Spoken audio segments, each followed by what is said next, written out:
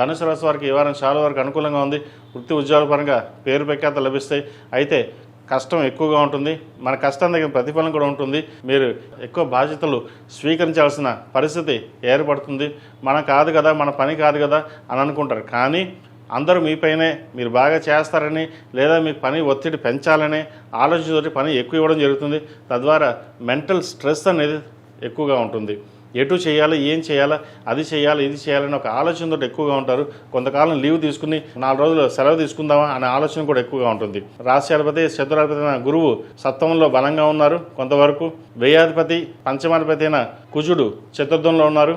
సప్తమ దశమాధిపతి అయిన బుధుడు పంచమంలో బలంగా ఉన్నారు. మీ వాక్చాతుర్యతోటి మీ తెలివితేటలతోటి 10 మందిని మెప్పించగలుగుతారు. అయితే కొన్ని విషయాలలో మనకి ఎందుకులే, మన పని మనం చేసుకుపోదాం, ఒకరితో మనకు సంబంధం లేదు, మనం ఏది మాట్లాడినా తప్పుగా అవుతుందని చెప్పేసి ఒక్కోసారి వదిలేస్తుంటారు కూడా. రియల్ ఎస్టేట్ రంగంలో ఉన్న వారికి కొంత ఇబ్బందికరమైన వాతావరణం ఉంటుంది. ఏ పని ముందుకు సాక ముందుకు వెళ్దాం వెనక్కి వెళ్దాం అన్న ఆలోచన అక్కడే ఉంటుంది.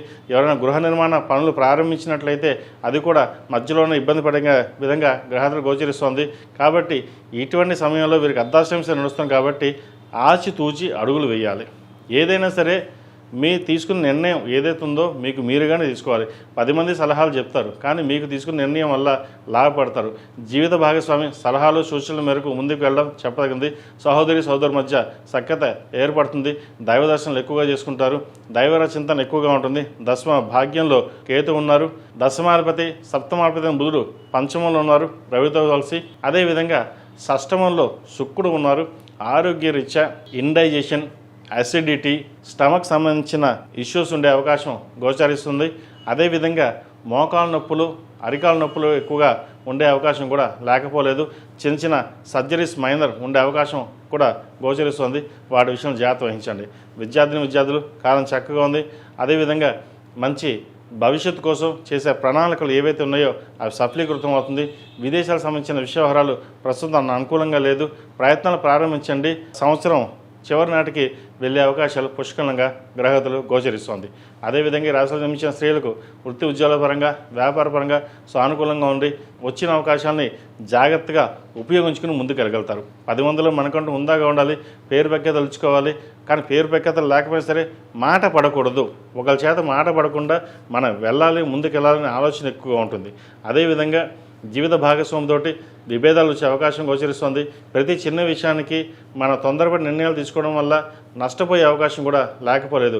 ఏదైనా సరే సామరస్యంగా వ్యవహరించడం అనేది చెప్పదగిన సూచన. అన్నీ మనకే తెలుసు, మనం చేయగలం, మనకు ఎవరు చెప్పాల్సిన అవసరం లేదు అనే ధోరణి కూడా ఒక్కోసారి ఏర్పడుతుంటుంది. వాటి విషయంలో పక్కన పెట్టి జాగ్రత్తగా మీరు తీసుకున్న నిర్ణయాలు ఏవైతే ఉందో ఒకరినొకరు అర్థం చేసుకుని ముందుకు వెళ్ళడం చెప్పదగిన సూచన. వ్యాపారపరంగా చక్కగా ఉంది. ఉద్యోగపరంగా కూడా ఎటువంటి ఇబ్బందులు లేవు. స్థిరాస్తులకు సంబంధించిన విషయవహారాలు, కొత్త ఫ్లాట్ కానీ ఇల్లు కానీ కొనుగోలు చేయాలనుకుంటారు. వాటి విషయంలో దూరంగా ఉండడం.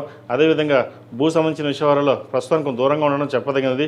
ఒకవేళ ఆభరణాలు కొనదలుచుకుంటే బంగారం మీద ఆభరణాలు కొనుక్కోండి, మంచి ఫలితాలు సంప్రాప్తిస్తాయి. ఈ రాశి వారికి అర్ధాష్టమి నడుస్తుంది. 8 శనివారాలు శనికి తైలాభిషేకం చేయడం, 8 మంగళవారాలు సుబ్రహ్మణ్య స్వామికి అభిషేకం చేయడం చెప్పదగినది. ప్రతిరోజు ప్రతినిత్యం ఎరుపు ఒత్తులతోటి నువ్వుల నూనె పోసి దీపారాయణ చేయండి. ఈ వారం మొత్తం ఎరుపు ఒత్తులతోటి నువ్వుల నూనె పోసి దీపారాయణ చేయడం వల్ల శుభ ఫలితాలు సంప్రాప్తిస్తాయి. ఈ రాశిలో జన్మించిన వారికి కలిసి వచ్చే సంఖ్య 7, కలిసి వచ్చే రంగు తెలుపు. ఏదైనా పని మీద బయటికి ఎప్పుడు గురువారం కానీ శుక్రవారం అడిగిన వెళ్ళండి, మంచి ఫలితాలు సంప్రాప్తిస్తాయి. ఈ పూజస్టోర్.in పసుపు కుంకుమ నుంచి దేవతా విగ్రహాల దాకా అన్ని రకాల పూజలు, వ్రతాలు, గృహప్రవేశం, హోమాది శుభకార్యాలకు కావాల్సిన పూజా సామాగ్రి అంతా ఒక్కొక్క క్లిక్ తోనే మీ ఇంటి వద్దనే పొందండి. ఈ పూజస్టోర్.in